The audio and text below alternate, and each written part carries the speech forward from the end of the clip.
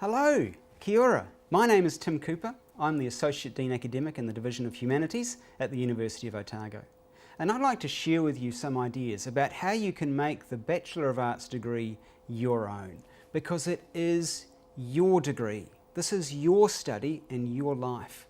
And we place a lot of freedom in your hands for you to make the choices that you want to make. One of the phrases that we have in mind here is called guided freedom. We want to offer you guided freedom. What that means, first of all, is that you have freedom. We're not going to say to you that there is a particular paper or core of papers that you have to do in your BA. You can choose the papers that make up your degree. There's freedom. This is your study. But it's guided freedom. We want you to have a sense that there is a pathway forward through the choices that you have in front of you. And please remember that you can always come and ask us. Ask your lecturer, ask your department, ask the Division of Humanities staff. They're real experts in how you plan your degree, how you make the most of it, how you get through these pathways and find your way to a really successful, effective and meaningful outcome. So it's guided freedom. We're here to help. And there are some structures that you need to navigate as you make your way through a degree, but there's a lot of space for you to make your own choice. And I guess that relates to the most fundamental piece of advice that I've got for you. Study what brings you alive. Hopefully that's the reason why you've chosen to study the Bachelor of Arts degree, is that you want to be brought alive. I'm sure there are other subjects that you might have studied and you might have thought, well, maybe they'll earn me more money. But they weren't subjects that you really deeply loved and you haven't chosen to pursue them. I think that's the right choice. Study what you love, and then your study will flourish. You will flourish, and at the end of the BA you will have every opportunity to make a life that you're really pleased with. So study what you love.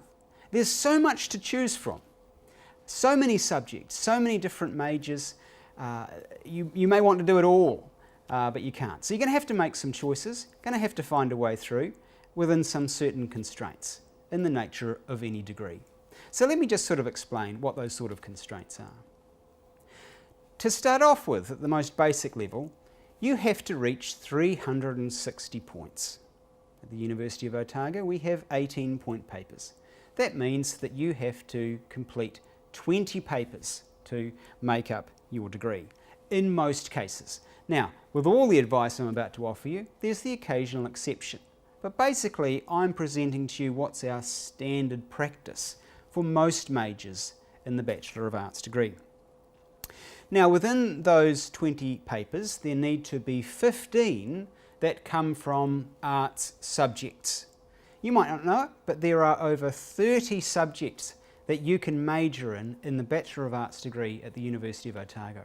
All sorts of topics.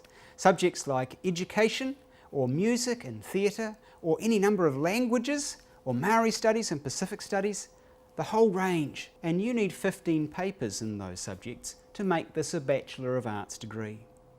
But you'll see that that leaves 5 papers that you can do your own thing with. And it may be that you go off and you study some science, or some business, whatever you like. We like breadth. We want to encourage you to have some diversity in your choice of study. So those 5 papers are also there to extend that diversity according to your own interests. Every Bachelor of Arts degree, every degree, has to have a major. In most cases, a major in the BA degree will have 9 papers.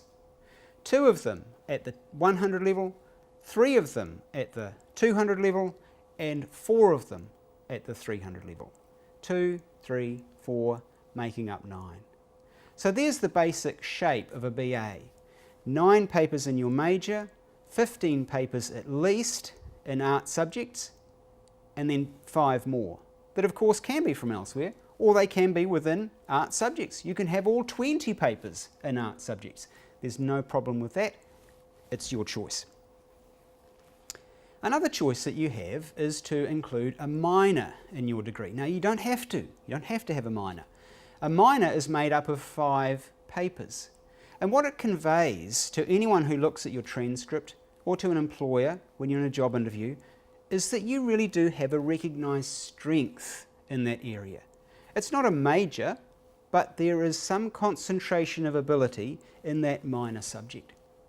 A minor is made up of 5 papers, two of them at the 100 level, 2 of them at the 200 level, and 1 at the 300 level. So if you were to do a minor, your degree of 20 papers would include 5 300 level papers, 4 in your major and 1 in your minor. And with that 15 and 5 that I talked about, it's possible for you to do a major in an art subject and a minor in another subject. Another choice that you have is to do a double major. Again, you don't have to, but you can do 2 majors. And this is very straightforward. 9 papers in one major, 9 papers in another major. That means there's going to be greater concentration in your degree because 18 papers out of the 20 will be in arts subjects, comprising those 2 major subjects. You might want to do a double degree. That's fine. The good news is that you don't have to do 40 papers. We'll do some transfer credit between the 2 degrees, which means that you need to do only 33 papers for a double degree. You'll do 15 papers in each degree subject and 3 further papers, taking the total to 33. Now what you're seeing right now is a diagram that lays out the shape of the BA degree. And you'll see that it's broken up into year levels. Year 1, where you might do the 100 level papers, Year 2 and Year 3. Do remember that you can mix and match the levels. It's not that you have to go through all of the 100 level papers and then start the 200 level. That's not the case. In fact, many 200 level papers have a prerequisite of only 36 points. So after you've done a few 100 level papers, by all means take on a 200 level paper if you would like to. Remember, the choice is yours. Back to that chart, you'll see that there are those blocks that are in the major subject. Those are the 9 papers. You'll see there's the 15 that make up art subjects, and you'll see where the 5 sit. And you'll see that there are 3 papers at the bottom that could be done at any level and at any year. Now, how many papers should you take on? If you're coming into your first semester of study at the university, generally we'd advise you to think about doing only 3 papers in the first semester and 4 in the second. But if you feel very confident and very capable, you could take on 4 papers in that first semester and 4 in the second. In that case, you could do 8 papers in the first year, 8 papers in the second year, and 4 in the third year, and leave with your degree sooner than the 3 years. Again, it's up to you how you space this out. But don't take on a workload that you think will be too much for you, and be prepared to take the time, because learning is about coming alive, and that takes reflection. It means having space to think, and also space to enjoy life at the university, life in Dunedin, life with your friends, and to do something more than study. So don't be in a hurry, but plan your workload according to your own capacities and your own ambitions. In terms of the yearly structure of the degree, in your first year, I suggest that you go broad.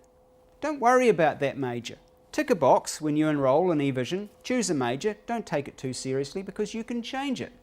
When you enrol for your second year, you'll have studied linguistics or classics or gender studies, and you might think, well, I really want to major in gender studies.